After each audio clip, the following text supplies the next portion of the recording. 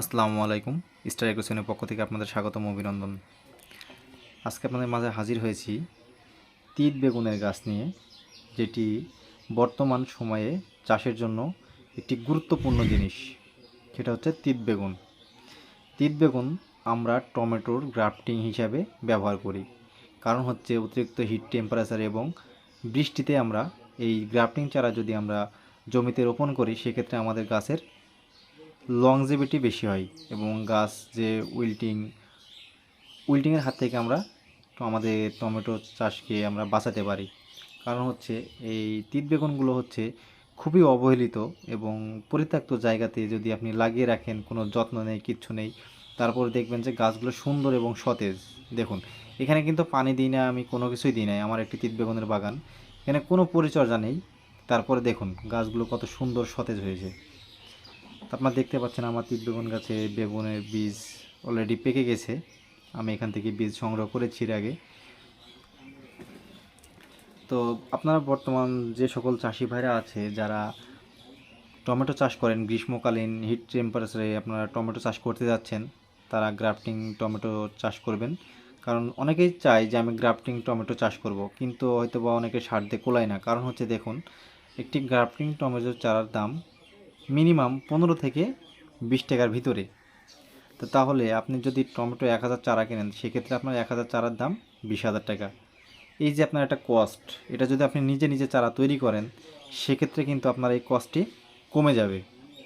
তা আমি আপনাদের সাজেস্ট করব যে আপনারা যারা টমেটো চাষ করবেন গ্রীষ্মকালীন, তারা নিজে নিজে গ্রাফটিং করার চেষ্টা করবেন। মানুষ পৃথিবীর বুকে পারে না এমন কোনো কাজ নাই। আল্লাহর রহমতে মানুষ সব কিছুই পারে। তো হয়তো মনে করছেন আপনারা যে আমার তো তিত বেগুন দেখুন কত সুন্দর সতেজ গাছগুলো, মাশাল্লাহ খুবই সুন্দর, কোনো পরিত্যক্ত কোনো কিচ্ছু নাই। দেখুন, বিষ নেই, কীটনাশক নেই, সার নেই, কোনো কিচ্ছু নাই, তাও কত সুন্দর এবং সতেজ গাছগুলো। তো আপনারা যারা চাচ্ছেন যে আমি গ্রাফটিং নিজে নিজে করতে যাচ্ছি বা উদ্যোগ আছে, কিন্তু আপনার কাছে তিত বেগুনের চারা নাই বা বীজ নাই, আপনার লোকাল এলাকাতে কোনো জায়গাতে আপনি বীজটি পাচ্ছেন না, আপনি এখন কীভাবে করবেন? তো আপনারা ভিডিওটি শেষ পর্যন্ত মনোযোগ সহকারে দেখতে থাকুন। আপনাদের আমি কোথা থেকে আপনারা সংগ্রহ করবেন, কিভাবে নেবেন, সব কিছু বিস্তারিত আমি আলোচনা করব আপনাদের সাথে। আপনারা যদি মনে করেন যে আমি গ্রাফটিং চারা নিজে তৈরি করব, সেক্ষেত্রে আপনারা স্টার এগ্রো 7-এ যোগাযোগ করতে পারেন, ভিডিওতে দেওয়া নাম্বারে যোগাযোগ করতে পারেন। কোথায় পাবেন, কিভাবে পাবেন, দামের পরিমাণটা কেমন, সব কিছু আপনারা ফোন দিয়ে জানতে পারবেন। আপনাদের সুবিধাতে আরেকটি কথা বলি আমি, আপনারা স্টার এগ্রো 7-এ পাচ্ছেন সকল প্রকার সবজির চারা, শতভাগ শিকড়যুক্ত কোকোপিটে উৎপাদিত। এছাড়াও পাচ্ছেন আপনারা সিডলিং ট্রে, কোকোপিট,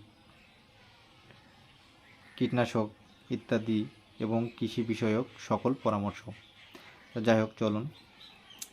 তো দেখুন, এখানে আমি এই গাছটায় আমার এখনও সেরকম হারভেস্ট করার মতো হয় নাই ফল।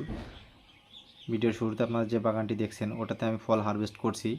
আমার এখানে কিছু কিছু পাকা শুরু হয়েছে অলরেডি, কয়েকটা এখনও পাকে নাই, কাঁচা আছে। তো আমি মোটামুটি অনেকগুলো ফল আমার আগের বাগান থেকে আমি হারভেস্ট করছি। তো আপনাদের যদি কারো কোনো চাষি ভাইয়ের এই বীজের প্রয়োজন হয়, সেক্ষেত্রে আপনারা আমাদের সাথে যোগাযোগ করতে পারেন।